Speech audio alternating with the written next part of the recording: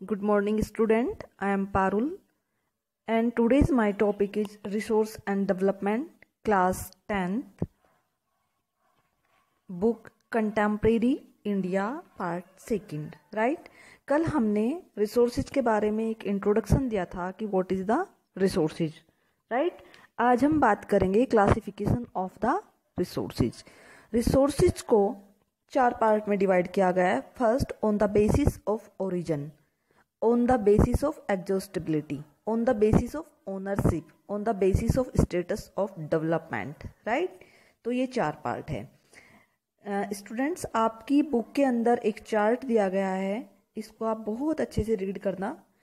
First part जैसा हम देखते हैं कि on the basis of origin. On the basis of origin जो है 2 पार्ट में डिवाइड किया गया है. एक पार्ट है इसमें आपका बायोटिक एंड एबायोटिक. क्लियर? जो चार्ट आपकी बुक के अंदर दिया गया है, कम से कम इसमें से 5 से 6 क्वेश्चन आपके बनते हैं. लॉन्ग क्वेश्चन भी 2 से 3 बनते हैं और आपके वेरी शॉर्ट और शॉर्ट क्वेश्चन तो बहुत सारे बनते हैं. क्लियर? चलिए अब हम रीड करते हैं. आप इस चार्ट को ध्यान से देखिए. फर्स्ट है रिसोर्सेज. एक क्वेश्चन बन गया, what is the resources. How many types of resources? These are the 2 types. One is the natural and second is the human.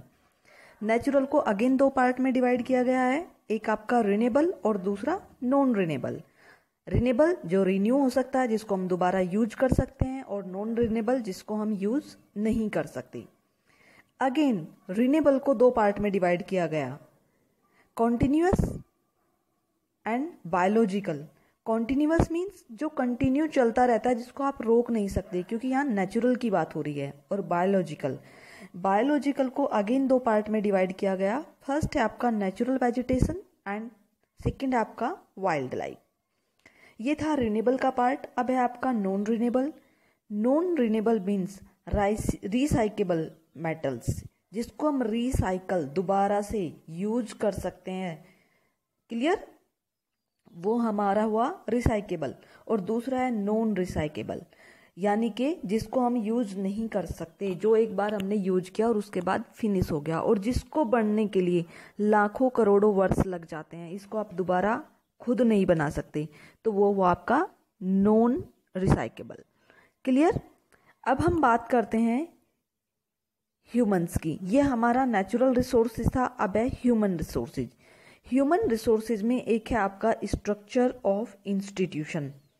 Structure of institution human made है. हम जहां कोई चीज सीखते हैं वो क्या होगा?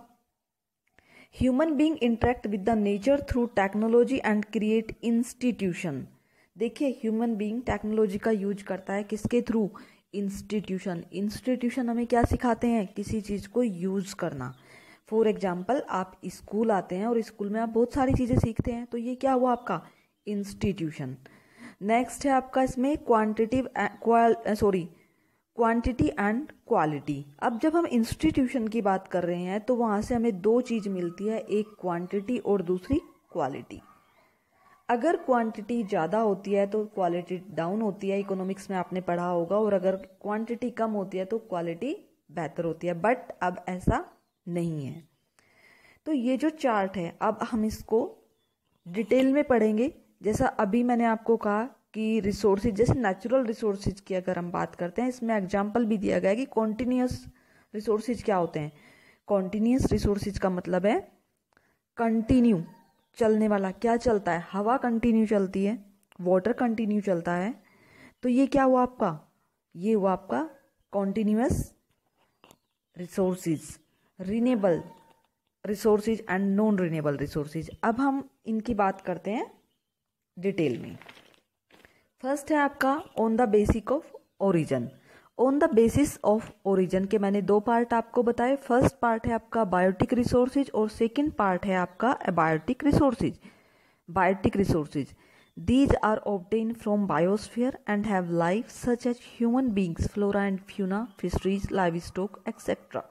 मीन्स वो चीजें जो जीवित है, वो चीजें जो जीवित है और जिनमें ग्रोथ होती है. कौन कौन सी चीजें बताइए ग्रोथ होती है? Flora and fauna, fisheries, livestock, forest, animal, agriculture crops, me and you, क्या हुए हम, बायोटिक। नेक्स्ट है आपका abiotic resources. Those resources are composed of non living thing.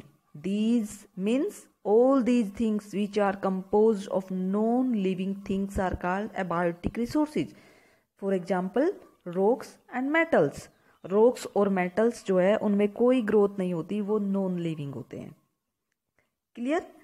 अब नेक्स्ट है आपका ऑन द बेसिस ऑफ एग्जॉस्टेबिलिटी। इसको हमने दो पार्ट में डिवाइड किया। फर्स्ट पार्ट है आपका रिन्यूएबल रिसोर्सेज और सेकेंड है आपका non renewable. Renewable resources, these resources which can be renewed or reproduced by physical, chemical or mechanical process are known as renewable and replaceable resources. Means वे संसाधन जिन्हें भौतिक, रासायनिक या यांत्रिक क्रियाओं द्वारा दोबारा से उत्पन्न किया जा सकता है, रिन्यूएबल रिसोर्सेज कहा जाता है। For example, solar and wind energy, water, forest and wildlife. The renewable resources may further be divided into continuous flow figure.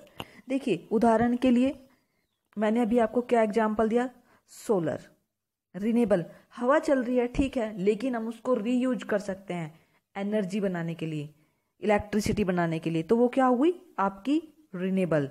हवा से आप एनर्जी क्रिएट कर सकते हो, वाटर से करते हो, सोलर से करते हो, फॉरेस्ट आपने एक बार कट किया और अगेन से फिर रिप्रोड्यूस हो जाते हैं। फिर है आपका non renewable resources.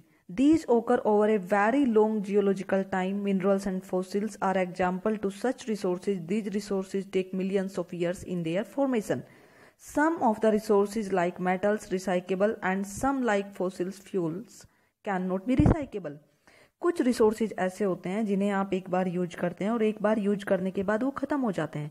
For example आपके फॉसिल फ्यूल्स है, कोयला आपने एक बार यूज किया लेकिन रीप्रोड्यूस दोबारा पैदा होने के लिए उसे बहुत लंबा टाइम लगता है।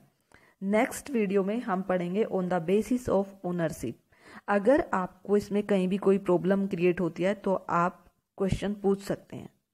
Okay, thank you.